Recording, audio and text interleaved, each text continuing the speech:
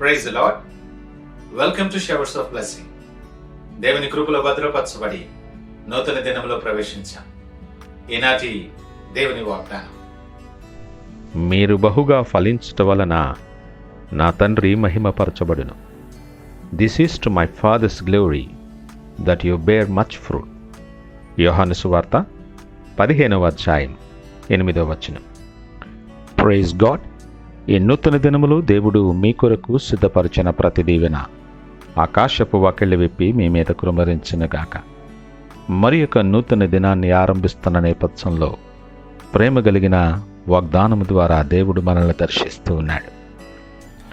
ఫలించుట, బహుగా ఫలించుట, ఇది తండ్రి మహిమ పరచబడే కార్యం.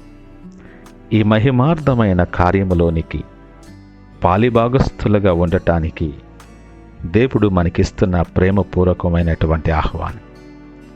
ఫలింపు కలిగిన జీవితం ఆత్మీయముగా వ్యక్తిగత జీవితంలో నువ్వు కలిగి ఉండాలని దేవుని ఉద్దేశం.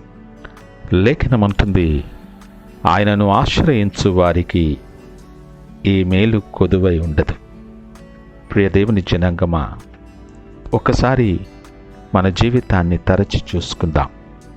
ప్రతి విషయంలో, నీ కుటుంబ విషయంలో, నీ వ్యక్తిగత విషయంలో, నీ విద్య, నీ ఉద్యోగం, నీ వ్యాపారం, ఈ విషయాలన్నిటిలో నువ్వు ఫలింపు కలిగి ఉన్నావా? మరి ముఖ్యంగా ఆత్మీయ జీవితములో ఆత్మీయ ఫలములు ఫలించే వానిగా, దేవునికి ఇష్టమైనటువంటి బిడ్డగా నీవు జీవిస్తున్నావా? ఆలోచన చేయి. ఆయన ద్రాక్షవల్లి, మీరు తీగలు. ఆయనలో మనం జీవించాలి, ఆయనను కలిగి జీవించాలి. ఈ ఫలింపు అనే ఆశీర్వాదం పొందుకోవాలనుకుంటే మనము చేయవలసిన పని కూడా ఉంటుందని గమనించాలి. లేఖనం అంటుంది, ఎవరు నా యందు నిలిచియుండునో నేను వాని యందు నిలిచియుండును, వాడు బహుగా ఫలించును. నువ్వు ఫలించాలని ఇష్టపడితే, ఫలించాలని నీ ఆశ అయితే, నువ్వు ఆయనలో నిలిచి ఉండాలి. నువ్వు ఆయనలో నిలిచి ఉంటేనే తప్ప ఆయన నీ యందు నిలిచి ఉండడు. ఈ రెండు సంపూర్తి అవితేనే తప్ప నీ ఫలింపు ఉండదు. మన సంతోషం పరిపూర్ణము కావాలని ప్రేమ కొలది దేవుడు మనతో చెబుతున్న మాట ఇది. ప్రేమ కలిగిన దేవుడు నీ పరిస్థితులను బట్టి కాదు, కానీ నిన్నుగా ఈ దినము కూడా, ఈ క్షణము కూడా ప్రేమిస్తున్నవాడు. ప్రాణము పెట్టునంతగా ప్రేమించేటటువంటి దేవుడు ఆయన. ఆయన స్వరూపములో, ఆయన పోలిక చొప్పున చేయబడిన నువ్వు ఫలించి అభివృద్ధి చెందాలని, అనేక మందికి దీవెనకరముగా ఉండాలని దేవుడు ఇష్టపడుతున్నాడు. నేపథ్యంలో మాట్లాడుతూ, నాకు వేరుగా ఉండి ఏమీ చేయలేరు అన్న మాట కూడా అంటున్నాడు. ఆయనలో మనం అంటు కట్టబడి ఉండాలి. ఆయనలో నిలిచి ఉంటేనే తప్ప ఫలింపు అనే అనుభవము మన జీవితంలో ఉండదు. నీ స్వబుద్ధిని ఆధారము చేసుకొనకు.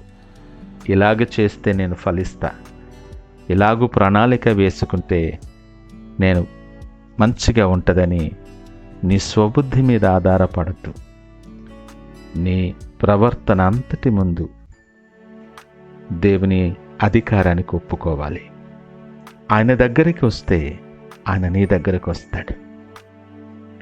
ఈ నూతన దినాన్ని ఆరంభిస్తున్న ప్రియ దేవుని జనాంగమా, నువ్వు ఏ విషయాల్లో ఫలింపు లేకుండా ఉన్నావో నీకు తెలుసు. ఏ విషయాల్లో ఫలించాలని ఇష్టపడుతున్నావో, ఆశపడుతున్నావో నీవెరుగుదు. ఈ ఉదయకాలం అద్భుతమైనటువంటి అవకాశం.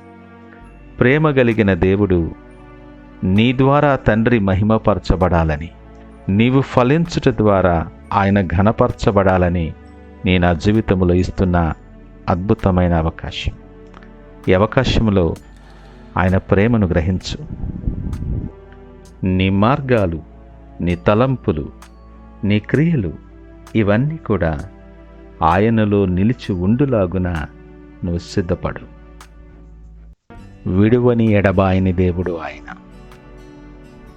నీవు ఒంటరివి కావు. నువ్వు పరిస్థితులను చూసి దిగులు చెందొద్దు. నిన్ను ఫలింప చేయటానికి, బహుగా ఫలింప చేయటానికి నీ ముందుంచిన మార్గాన్ని గ్రహించటానికి సిద్ధపడు. ఎలా ఫలించాలి, ఏం చేస్తే నేను ఫలములు పొందగలను అన్నది నీ ప్రశ్న అయితే ఇదనము నీతోనే సూటిగా మాట్లాడుతున్నాడు. నువ్వెవరివైనా, నువ్వు ఏ పరిస్థితుల్లో ఉన్నా నిన్నుగా ప్రేమించే దేవుడు, నువ్వు కావాలని ఇష్టపడే దేవుడు ప్రేమపూర్వకమైన ఆహ్వానాన్ని నీకు ఇస్తున్నాడు. మీరు నా యందును, నా మాటలు మీ యందును నిలిచి ఉంటే మీకు ఏది ఇష్టమో అడుగుడి, అదైనా అనుగ్రహించువాడిగా ఉన్నాడు.